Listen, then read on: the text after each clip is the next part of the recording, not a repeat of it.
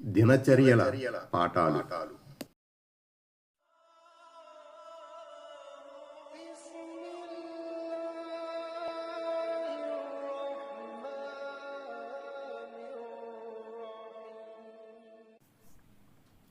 నలభై 6 జగడం వాగ్వివాదం చేయుట గురించి హెచ్చరించబడింది. ప్రవక్త సల్లల్లాహు అలైహి వసల్లం ఇలా ఉపదేశించారని అబూ ఉమామా రజియల్లాహు అన్హు ఉల్లేఖించారు. ఏ జాతి కూడా సన్మార్గంపై ఉన్న తరువాత దుర్మార్గంలో పడినది కేవలం వారిలో జగడం వచ్చినందువలన మాత్రమే. మళ్ళీ ప్రవక్త సల్లల్లాహు అలైహి వసల్లం ఈ ఆయతు పఠించారు. భావం: ఈ అభ్యంతరాన్ని వారు కేవలం పిడివాదం కోసమే నీ ముందుకు తీసుకువచ్చారు. 43వ సూర 58వ ఆయతు. తిర్మిజీ. ప్రవక్త సల్లల్లాహు అలైహి వసల్లం ఇలా తెలిపారని ఆయిషా రజల్లాహు అన్హా ఉల్లేఖించారు. అల్లాహ్ దృష్టిలో అందరికంటే పరమ అసహ్యకరమైన వ్యక్తి కరడుగట్టిన జగడాల మారి. బుఖారీ, ముస్లిం, అబూ దావూద్లో ఉంది. ప్రవక్త సల్లల్లాహు అలైహి వసల్లం ఇలా శుభవార్త ఇచ్చారని అబూ ఉమామా రజియల్లాహు అన్హు ఉల్లేఖించారు.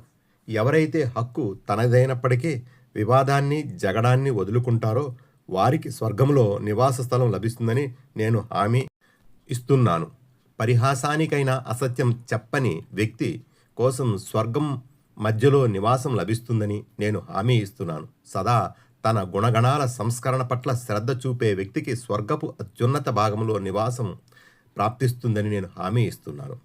జాబిర్ రజియల్లాహు అన్హు ఉల్లేఖనం ప్రకారం ప్రవక్త సల్లల్లాహు అలైహి వసల్లం ఇలా సెలవిచ్చారు: మీలో నాకు ప్రియుడు, ప్రళయ దినాన నాకు తోడుగా కూర్చునేవాడు, మీలో సత్ప్రవర్తన కలవాడు, మీలో నాకు అసహ్యంగా ప్రళయ దినాన దూరంగా ఉండేవాడు మాటల మారి, ఆత్మస్థుతి లేక ప్రగల్భాలు పలికేవాడు మరియు ముతఫైహికూన్.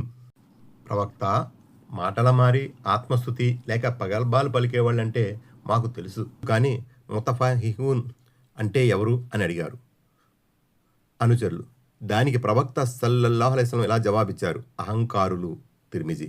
విశేషాలు: 1. ఏదైనా ఔచిత్యం ఉంటే తప్ప జగడమును మానుకోవాలని ప్రోత్సహించబడింది.